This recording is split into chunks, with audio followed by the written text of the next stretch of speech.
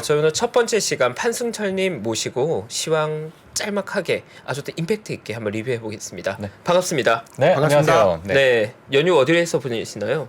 고향 가야죠. 어디로 가십니까? 울산이랑 대전 가야 돼요. 그럼 울산 내려가야 되는 지금 저희 쪽도 늦은 시간에 와주신 거예요? 그럼요. 다 할 수 있습니다. 저 책임감 멋집니다. 오늘 감사합니다. 가르마는 어떤 가르마라고 봐야 될까요? 정말 좋은 지적이십니다. 좋은 지적이죠. 혹시 이거 물어봐주지 않을까 내심 기대하고 저는 딱 보면 있었는데 알아요. 오늘 가르마 탔다. 역시 사람 보는 눈이 좋으신 것 같아요. 네네. 제가 바짝 세우고 왔잖아요. 네, 바짝 세웠네요. 오늘. 이제 바짝 세울 때는 예. 주가가 이대로 바짝 서라 바짝. 이 뜻이고 가르마하지만 이틀간 떨어지더라고요. 예, 예. 그래서 이번에 방향을 바꿔줘라 라는 뜻으로 방향을 바꾸고 그렇죠. 바짝 서라. 그렇습니다. 이야, 판승철님을 세우면 시장 또 바로 선다. 바로 선다. 그렇죠. 야, 저 머리 정말 올라야 바짝 됩니다. 섰습니다. 네, 예. 바짝 세웠네요. 예, 스프레이까지 쫙 해서. 그럼요. 돌처럼 딱딱하게 붙여서 오고 알겠습니다. 있습니다. 돌처럼 딱딱하게 세운 남자 판승철님.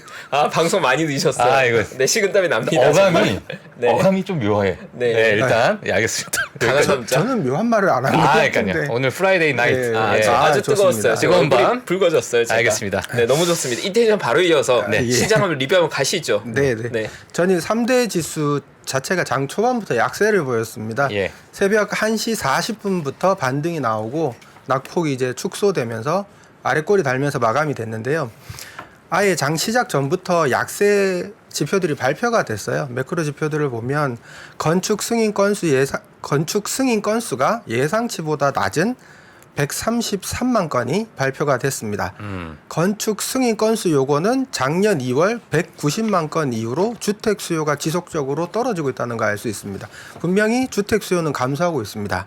근데 주택 가격은 떨어지고 있지만 물가에 반영은 되지 않고 있는 안타까운 상황이고요. 필라델피아 연은 제조업 활동 지수도 마이너스 8.9, 기준점이 0인데요. 네. 제조업 경기가 작년 4월 이후 지속 위축 중입니다. 경기 자체가 위축되고 있고요. 그 와중에 신규 실업수당 청구 건수가 발표가 됐는데요. 19만 건이 나왔습니다. 예상이 21만 4천 건이고요. 제가 금요일마다 나오다 보니까 매주 하거든요. 이 얘기를. 예. 그래서 제가 상수라고 얘기하긴 했지만 예. 이럴 수 있나 싶을 정도로 그러니까요. 오히려 고용이 더 늡니다. 야, 예. 이거 진짜. 지금 제 생각에는요. 예. 결론적으로 보면 제조업과 부동산은 위축되고 있는데 고용은 좋다. 이게 결국 경기는 위축되고 있지만 예. 견딜만 하고 일할 사람은 부족하다. 저는 예. 이렇게 생각하거든요. 예. 그러니까 이것만 놓고 보면 저는 연착륙의 가능성이 조금 더 높아졌다라고 생각은 하는데 네. 시장이 그걸 반영하느냐 안 하느냐는 그건 또 다른 얘기죠. 예. 이제 그러면 장 반등 이제 아랫꼬리가 달렸던 원인이 뭐냐를 생각해 보면 다행히 연준 의원 연설이 있었는데요. 11시에 콜린스가 있었고요. 새벽 3시에 브레이너드가 있었거든요. 근데 두 분이 같은 얘기를 해요. 공교롭게도. 그래서 발표되고 시장이 막 선물이 막 폭락하다가 이제 콜린스 말씀 딱 나오면서 그나마 좀 높게 시작했다가 쭉 이제 밀리는 1시 반까지 밀리는 그런 상황이다가 이제 좀 살아났는데요. 두 분이 공통적으로 뭐라고 말씀을 하셨냐면 금리는 이미 제약적인 영역에 들어왔다. 긴축은 거의 막바지다라고 얘기를 했거든요. 그리고 이건 항상 하는 얘기죠. 금리를 5% 약간 위로 올린 뒤에 일정 기간 유지를 해야 된다. 이건 뭐 우리가 알고 있고 당연한 거잖아요. 근데 저는 이 얘기를 들으면 아마 한 3주 전인가 나왔을 때 6대4 얘기를 했을 거예요. 네. 6대4 포트가 되게 매력적으로 보인다. 네, 저는 이 뉴스들이 공통적으로 나오는 게 6대4 포트가 어쩌면 채권 시장만 놓고 보면 누군가에게는 불안한 요소이겠지만 제가 보기에는 대단히 좋은 기회였던 것 같거든요. 미국 국채, 특히 미국 국채만 놓고 봤을 때는 이게 10년 만에 오는 기회일 수도 있거든요. 특히 이제 다음에 조금 더 자세하게 얘기하겠지만 이제 현물이라고 할까요? 뭐 저희는 알채권이라고 하는데 그걸 사시는 분들도 있겠지만 저 같은 경우는 ETF로 사는 걸 더 선호하는 편이라서 ETF로. 예, 그런 것들이 지금 굉장히 좋은 기회이지 않을까라는 생각이 듭니다. 예. 미국 국채가 굉장히 지금 이런 적이 있었나 싶을 있긴 있었죠. 예. 있긴 있었는데 요 근래에 투자할 때는 잘 없었던 기회가 지금 나타난 거죠. 예. 지금 예를 들어서 단기채 같은 경우도 지금 뭐 2.6% 정도 배당이 나오고 장기채도 초장기물도 2.8% 정도 배당이 나오는데 가격은 매우 떨어져 있는 그런 상황이거든요. 그래서 저는 시장을 누군가는 긍정적으로 보고 누군가는 부정적으로 보겠지만 긍정적으로 보는 사람들은 이런 얘기 필요 없죠. 뭔 채권을 사요. 떨어질 때마다 우리는 줍줍하겠다. 이런 야투의 심장을 가지신 분들은 예. 저 같은 사람들은 그렇게 하시면 되는 거고 네. 난 시장이 불안해 하시는 분들은 네. 이거 채권으로 바벨 전략을 만들면 상당히 재밌을 것 같거든요. 그런 전략들도 한번 생각해 보시면 될 것 같아요. 어렵지 않아요. 그냥 단기채 사고 장기채 사면 됩니다. 예, 그거 두 개를 한 반반 정도 섞어도 굉장히 그럼 6대4 전략에서 이 4 중에 네네. 장기채 반, 단기채 반 이렇게 딱 들고 있는 것도 좋다. 6대4 굳이 6대4는 어쩌면 더 주식에 치우쳐져 있는 모델일 수도 있거든요. 쉽게 그냥 해도 돼요. 반반 사도 됩니다. 주식 반, 채권 반 살 건데 채권을 25를 단기채를 사고 25를 장기채를 사도 돼요. 어차피 그거는 뭐 약간의 차이거든요. 그렇게 큰 차이가 있지 않아요. 네. 거기다가 뭐 원자재 하나 끼우면 올웨더가 되는 거잖아요. 어벤져스. 그렇게 되는 거니까 내가 어떤 걸 선호하느냐 그런 문제거든요. 근데 저는 항상 이제 제가 이번 하락기를 겪으면서 배운 거는 내가 아무리 자신이 있어도 한 20-30%는 뭐 채권이 되던 뭐가 됐던 그런 걸 하나 좀 끼웠어야 됐지 않았나? 라는 반성을 하고는 있습니다. 알겠습니다. 네. 자, 그래서 채권에 대해서 얘기를 해주셨는데 다음에 또 어떤 지표들이 또 있을까요? 그러니까 이제 저는 오늘부터는 그냥 제가 아침에 오전에 출근하면 보는 루틴 그대로 그냥 루틴 그대로 알려드리려고 해요. 아까 알겠습니다. 매크로 쭉 순서대로 전문가의 본 루틴. 거고요. 그렇게까지 과장 아닌가요? 그래요? 오늘 머리도 아니에요. 해오셨고. 그럼요. 바짝 세우셨으니까. 그럼 전문가의 루틴을 알려드리도록 전문가의 하겠습니다. 루틴대로. 제가 처음에 보는 달러 인덱스입니다. 달러 인덱스가 이제 102.07이었거든요. 제가 이걸 작성하던 오전 시간 기준으로 0.25% 하락했는데요. 9월 고점 114 이후로 10% 하락한 겁니다. 제가 이거를 보는 이유는 수출 기업들 실적이 어떻게 될지를 보고 싶어서 보는 거예요. 매일매일 보는 게 물론 매일매일 시장과의 상관관계도 있지만 그것보다는 지금 우리 빅테크들 얘네들이 환율 효과가 아무리 작아도 5% 많으면 8%가 이 환율 때문에 매출이 변동되고 있거든요.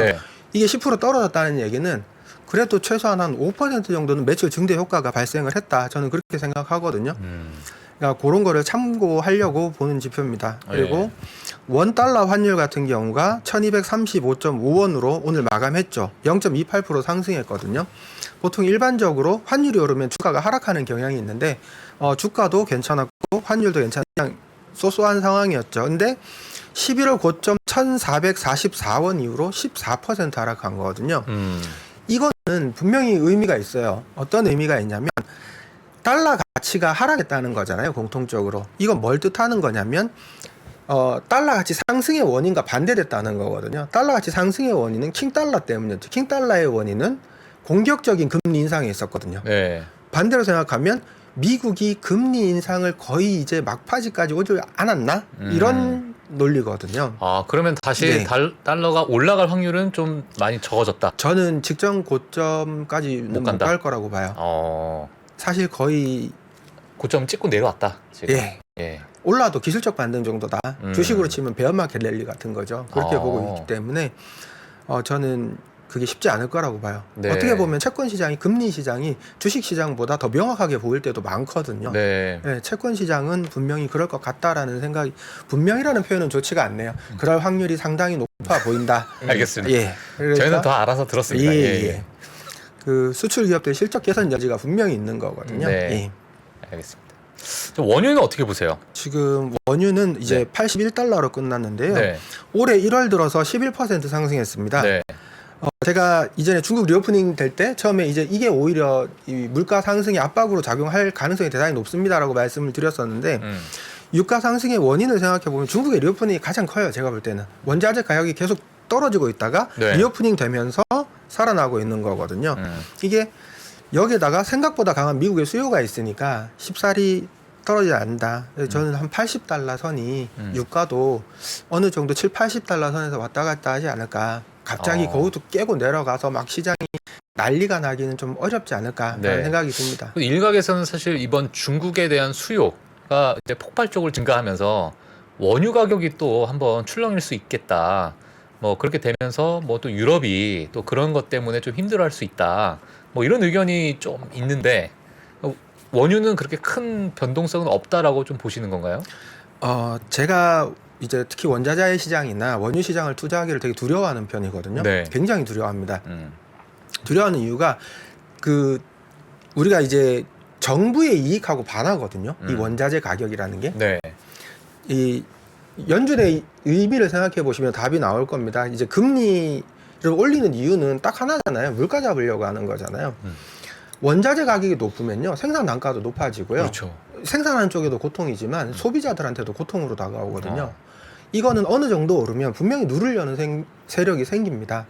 그러니까 저는 이런 쪽에 투자하는, 이 가격이 변동이 생기면 반드시 위에서 누군가 누를 거라고 생각해요. 특히 정부에서 이건 어느 정도 통제를 하거나 네. 아니면 생산량을 늘려버리거나 하는 뭔가가 생길 거라고 생각합니다. 그래서 원자재 시장을 투자하는 거는 저는 항상 조심해요. 항상 조심해야 된다. 되게 어려운 시장이거든요. 어려운 특히 시장이니까. 선물로 구성이 되어 있기 때문에 네. 수요에 대한 예측이 훨씬 더 민감하거든요.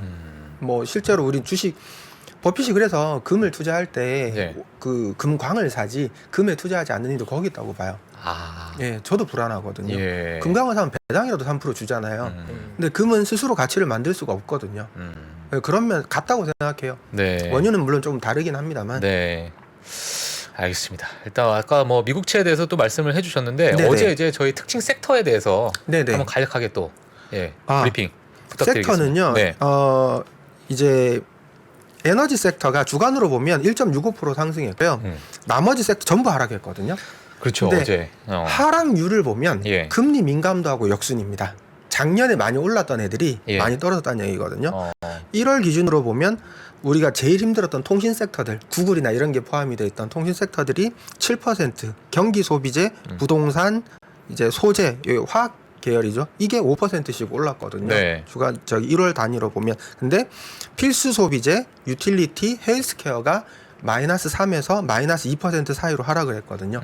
지수가 이 정도로 하락을 했었습니다. 그러니까 이쪽 부분이 이것도 지금까지 보는 거는 저는 전부 다 같은 내용이라고 생각해요. 금리가 더 이상 못 오르겠구나. 그러니까 그에 따른 조정이 다 일어나고 있는 거죠. 예. 지금 그걸 보고 있는데 여기서 이제 실적이 잘 나와주면 기업들이 예상보다 잘, 오늘 넷플릭스 얘기를 꼭 드리고 싶은데 네. 넷플릭스 실적 같이 이 정도만 나와줘도 시장이 환호할 가능성이 저는 굉장히 높다고 생각합니다. 네.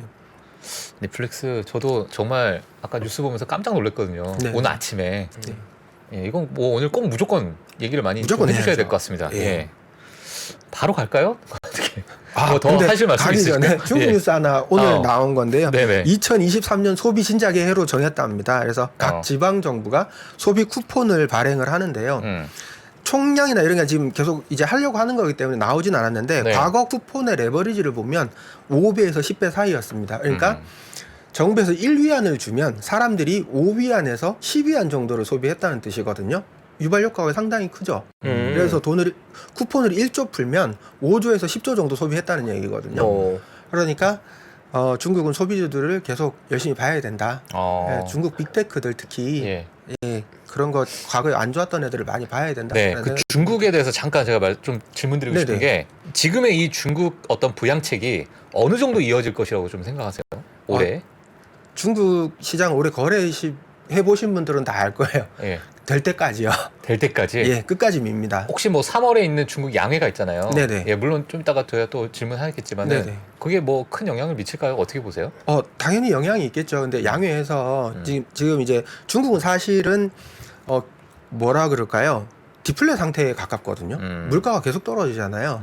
그럼 그러니까 긴축이 아니라 확장을 뭔가를 해야 되거든요. 뭔가를 해야 되기 때문에 이거를 하려면 계속해서 집중적으로 밀어야 되는데 어떻게 소비 진작책이 하루 이틀 나온다고 해서 소비가 살아나느냐 그렇지는 않거든요. 굉장히 오랫동안 해야 되거든요. 오랫동안 가야 그러니까 되는. 불을 끄는 건 되게 쉽습니다. 금리를 급격하게 올리면 되니까요. 예. 근데 경제를 다시 살리려면 1년 이상 고생해야 됩니다. 굉장히 힘들거든요. 어. 그러니까 이런 정책이 나온다고 해서 정상궤도, 그러니까 중국 정부가 원하는 5% 성장을 내년에 달성을 하려면 그냥 뭐 한번 이게 아니고요. 그러니까 예를 들어서 중국 뉴스 오늘 내용을 보면 이거를 소비 진작에 대한 거를 1년 내내 할 거고 매주, 매월, 매분기 될 때까지 하겠다라는 표현이 나오거든요. 아. 그러니까 굉장히 강력한 의지가 굉장히 있는 강력한. 거죠. 예. 근데 그렇게 해도 예. 경제가 살아날까 말까입니다. 어. 제가 볼 때는. 그러면 네네. 조금 더 들어가서 네. 지금도 많이 올랐다라고 생각이 드는데 바닥 대비해서 뭐 70% 80% 저 어제도 뭐 최파고님이 또 말씀해 주셨지만은 그럼 지금 와서도 중국 주식에 투자를 해도 괜찮다라고 그러니까 보시는 거예요? 이거는 밸류에이션의 문제거든요. 예, 예. 내가 가격을 얼마를 쳐줄 거냐라는 건데 예를 들어서 뭐 제일 큰 회사가 텐센트나 알리바바니까 알리바바를 예를 들면요. 작년에 2022년에 알리바바 매출이 되게 줄었을 거라고 사람들이 생각을 많이 해요. 네. 근데 알리바바 매출을 실제로 재무제표를 열어서 보면요. 성장했습니다. 그것도 20, 30% 성장했고 제가 지금 정확한 수치를 혹시 기회 되면 다음에 가져올게요. 네. 근데 늘었어요. 어. 순이익이 반토막이 났었는데 순이익이 반토막한 거는 벌금을 낸 거거든요. 그거를 더하면 순이익조차도 크게 훼손된 게 없어요. 아. 성장했어요. 네. 근데 지나치게 예를 들어서 300달러 하던 게 60달러까지 갔었죠. 60달러 하던 게 100달러 됐다고 해서 이게 밸류에이션이 좀 뭐 과해졌냐? 저는 아니라고 봐요. 이제 시작이라고 보는 이제 거지. 시작이다. 예. 오. 야. 저희 같은 스타일은 예. 매매를 이렇게 계속을 하는 거를 부담스러워하기 때문에요. 네. 손실 보세요. 손실 볼 때 크게 봤죠. 예를 들어서 그럼 이걸 메우려면 수익도 크게 봐야 돼요. 그렇죠. 그러니까 안타를 여러 번 치고 싶은 사람들은 짧게 짧게 매매하겠지만 이렇게 길게 보는 사람은 홈런이 나와야 돼요. 그러니까 그냥 계속 고해요. 우리는 계속 밸류에이션을 하면서 예. 실적 보면서 계속 가겠구나 싶으면 예. 끝까지 고죠. 아. 말로 끝까지. 홈런 갑니까? 네? 알리바바의 말로 홈런 나옵니까? 말로도 되겠어요 지금. 굉장히 뭐 월드 클래스 매회 우승. 월드 클래스 아, 월드 클래스 우승. 그 정도로 안 됩니다. 예, 예. 네. 저는 300달러 회복할 거라는 믿음을 가지고 아, 네, 믿음. 끝까지 갑니다. 아, 예. 저 패기 알겠습니다. 좋습니다. 네. 네, 시간 다 빨리 그 넷플릭스로 빨리 넘어가야 될 것 같습니다. 예. 예. 네, 무한전 하시고 자, 넷플릭스로 본격적으로. 예, 넷플릭스 실적이 예상보다 너무 잘 나왔어요. 아, 서프라이즈 했죠. 서프라이즈 정말. 근데 보시면 이게 잘 나왔다는 게 예. 예상보다 너무 잘 나왔다는 그렇죠. 거고 예상보다 잘 나온 거죠. 보시면요. 이번 결과는 이렇게 요약할 수 있을 것 같아요. 광고 요금제를 도입하고 나서 가입자가 급증했다. 이렇게 볼 수 있을 것 같고요. 매출 부분을 보시면 매출은 2% 성장했거든요. 외환 중립 기준으로 10% 성장했다라고 돼 있습니다. 보시면 요게 매출인데요. 매출 쭉 따라오시면 21년 4분기에 7709였거든요. 단위는 100만인데 어쨌든 7709로 할게요. 읽기 편하니까. 네. 7709였는데 4분기에 7852가 나왔어요. 이거는 겨우 2% 성장한 거거든요. 이것만 놓고 보면 이거 뭔가 좀 안 좋은 것 같잖아요. 그렇죠. 둔화됐다. 근데 회사가 이제 3분기에 제시했던 가이던스가 회사 측 예상으로는 가입자 수가 450만 명 힘들 것 같은데 450만 명 정도라고 얘기를 했었거든요. 근데 유료 가입자 순중이 770만이 나왔습니다. 맞아요. 이미 굉장히 많이 올랐거든요. 매출도 저는 근데 요번에 넷플릭스 보면서 월가에서 이렇게 예상치가 이렇게 차이가 날 수가 있을까라는 생각도 했어요. 사실은. 그렇죠. 어느 시대인데 이것도 이게 모르겠네요. 하여튼 이게 힘든가? 이렇게 생각이 들고. 저도 월가를 안 가봐서 아, 그래요? 힘든지는 뭐 그분들 어떻게 생각하는지는 모르겠지만 예. 어느 정도 차이가 나야 되는데. 근데 이게 이런 경우가 제법 있어요. 보면 어머. 어닝 서프라이즈 나는 경우는 대부분 이렇거든요. 예. 그러니까 사람이 편향이라는 게 있잖아요. 애널리스트들도 안 좋게 보기 시작하면 끝도 없이 안 좋은 생각이 들거든요. 사람이잖아요. 예. 그러니까 편향이 폭이 점점 커지고요. 반대로 좋게 보기 시작하면 그쪽으로 또 한없이 커지거든요. 당연히 서프라이즈가 날 수밖에 없죠. 있기는 있는데 네. 얘 같은 경우는 매출만 놓고 봤을 때요. 23년 1분기 가이던스가 8107이에요. 이게 전 분기 대비해서 QOQ로도 3.9지만 YOY로는 되게 크게 느는 거거든요. 이게 8172 같으면 작년 평균 매출보다 높거든요. 다 지금까지 넷플릭스 예상하기로는 이제 성장이 끝났다. 그러니까 700달러 하던 게 100달러까지 떨어졌었잖아요. 이제 가치주로 바꿔야지. 이런 분위기였단 말이죠. 근데 또 막상 회사에서 내놓은 가이던스는 우리 이제 정상적인 성장 궤도로 올라선다 이거거든요. 이게 시장을 놀라게 했던 거죠. 오, 생각보다 되게 좋네? 라는 생각이 든 거죠. 네. 그리고 영업이익 부분에서 보면요. 오퍼레이팅 인컴 요거 보시면 되는데 YOY로 보시면 감소했어요. 632였는데 550으로 감소했거든요. 네. 근데 전분기 가이던스가 330이었어요. 330보다도 거의 70% 정도 많이 나온 거죠. 예. 훨씬 높게 나왔는데 넷플릭스 측에서는 이거 채용을 우리가 늦췄다. 그래서 늘어난 거다. 이익이 이렇게 네. 했고요. 근데 다음번에 보시면 그 옆에 보시면 가이던스가 1625예요. 1625면 굉장하죠. QOQ로는 엄청나게 나온 거고 YOY로 봐도 지금 19.9% 거의 20%. 넷플릭스가 항상 제시하는 게 영업이익률 20% 정도거든요. 네. 20% 정도 성장하는 정상 궤도로 돌려놓겠다. 돌려놓는 게 눈에 보인다라는 거잖아요. 넷플릭스 회사 입장에서 봤을 네. 때 굉장히 좋은 내용이고요. 그러면 여기서 영업이익률이 감소한 것은 왜 감소했냐라고 물어보니까 달러 강세 때문이었대요. 매출이나 이런 게 아니라 달러 강세 때문에 줄어들었다. 그리고 22년 초로 우리가 처음에 가이던스 제시했을 때 환율로 계산을 하면 20% 목표 상단을 달성을 했다라는 거거든요. 네. 그러니까 환율 효과를 제외하면 넷플릭스는 가이던스에 맞았다는 거죠. 회사 입장에서 보면. 그러면 우리가 성장이 굉장히 훼손돼서 700달러 하던 게 100달러 밑으로 가는 이런 굴욕은 사실은 오해였다. 이렇게 되는 거잖아요. 제가 작년에 유일하게 잘했던 게 이 넷플릭스였거든요. 아주 기특합니다. 작년에 제일 잘했던 게 넷플릭스 이거 바닥에 산 샀나요? 거예요. 예. 얼마에 샀어요? 보통 한 100 초반인 것 같아요. 100불 초반에 샀군요. 수익 좀 많이 나 있겠네요. 근데 고객님들 많이는 못 샀어요. 네. 아무래도 너무 불안한 상황이었었고 네. 그리고 2배 정도 수익 났겠네요, 그래도. 야, 그럴 것 같아요. 네, 저희 쪽에서 완전 왜 말씀을 바닥- 안 해주셨어요? 바닥에서 사셨네요. 제가 9월에 여기 방송 처음 시작했거든요. 그렇군요. 죄송합니다. 예. 근데 대부분 손해예요. 이것만 잘 되는 거예요. 네, 알겠습니다. 다음에 너무 좀 오해하지 좋은 거- 마세요. 좋은 거 많이 공유해 그거는 주세요. 말씀 안 하셔도 됐었는데. 그거는 말씀 안 하셔도 사람이 됐었는데. 솔직해야죠. 예, 거짓말 할 수는 알겠습니다. 없고 정직합니다. 예. 네. 항상 믿음감 갑니다. 고객님들께, 예, 믿음직스럽습니다. 정말. 죄송한 마음으로 예. 예. 알겠습니다. 올해는 꼭 성공적인 투자. 네. 예. 오늘 근데- 제일 중요한 넷플릭스 리뷰 여기까지입니까? 아닙니다. 네. 다음 페이지 보시면요. 네네. 넷플릭스가 성장 우려로 주가가 폭락했잖아요. 근데 넷플릭스 회사에서 내놓은 자료들 쭉 읽다 보니까 이 그림을 그려놨어요. 우리가 속해 있는 엔터테인먼트 산업이라는 것 자체가 치열한 경쟁 시장인데, 가만히 생각해 보시면 아이러니하게도 넷플릭스의 시장 점유율은 여전히 매우 낮다라고 얘기를 하더라고요. 넷플릭스 1년 매출이 300억 달러 정도인데 유료 TV 스트리밍 부분은 3천억 달러 규모의 시장이고 TV 광고는 1,800억 달러 시장이고 게임은 1,300억 달러 시장이다 이거죠. 그러면 이걸 다 더하면 6천억 달러 이상이 되는 시장인데 우리는 그 중에서 300억 달러밖에 차지하지 못하고 있다라는 얘기를 했어요. 예. 그리고 시청률만 따지고 봐도 우리는 아직 10% 이하다라는 거죠. 미국에서도 8%고 영국에서도 9%고 브라질이나 멕시코, 폴란드 같이 신규로 이제 넷플릭스가 서비스 되는 지역은 4%대라는 거죠. 폴란드는 유럽은 2%밖에 안 된다는 거죠. 우리는 여전히 성장주로서 매력이 있다라고 얘기를 하고 있는 거거든요. 네. 굉장히 동의합니다. 네. 저희 집도 이제 제가 넷플릭스를 접근했던 거는 되게 단순하거든요. 저희 집에도 여러 가지 채널을 돌려보는데요. 예. 안 끊는 하나가 있어요. 그게 넷플릭스거든요. 네. 끊기 힘들죠, 네, 진짜. 이거는 끊기가 힘든 거는 예. 문명과 차단이 될 것 같은 느낌. 못 끊어요. 저걸 끊으면. 예.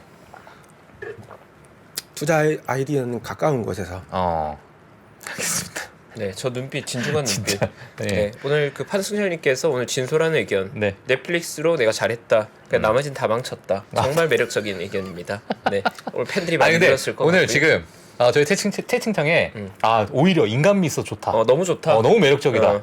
이런 의견이 나왔습니다. 감사합니다. 예. 저희 100억의 꿈님이라고 저희 또 크리틱 아주 비평가분이 계신데 예. 아 저 사람 좋네. 예. 100억의 꿈님이 인정하셨으면 진짜입니다. 그러니까요. 아, 감사합니다. 민심을 얻으셨어요. 예. 감사합니다. 네 시간이 너무 많이 지나 너무 아쉽게도 아. 여기까지. 예. 네 또 연휴 보내러 가셔야 되니까. 그러니까요. 아 그러면 요 네. 화면 IB 투자 의견 나온 거 있거든요. 아, 네. 좋습니다. 화면만 한번 비춰주시겠어요? 네.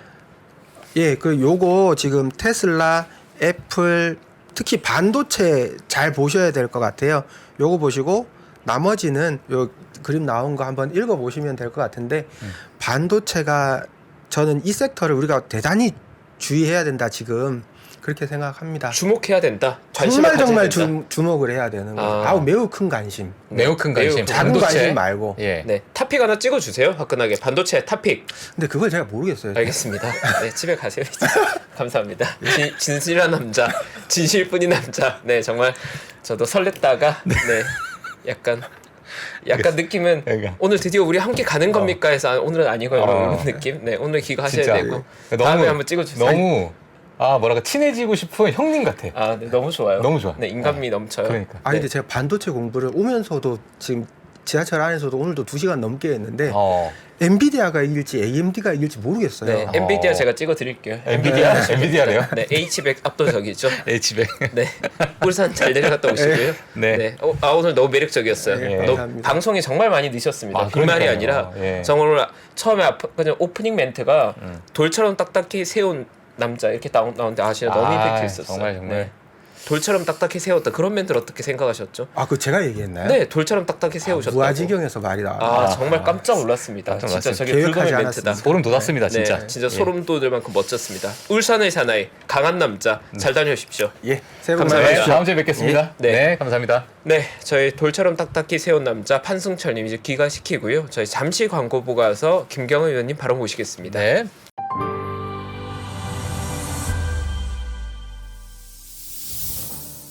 주식 투자자 여러분, 바로 지금 더 늦기 전에 준비하셔야 됩니다. 1분 1초가 아까운 지금. 그래서 망설이지 말고 시작해야 하는 지금. 아직 늦지 않았습니다. 반도체, 2차 전지, 인터넷부터 자동차, 바이오까지 2022년에 놓쳤던 투자 흐름을 한 번에 따라잡고 2023년의 기회를 이번엔 절대 놓치지 마세요. 3프로TV 2023 베스트 투자 전략.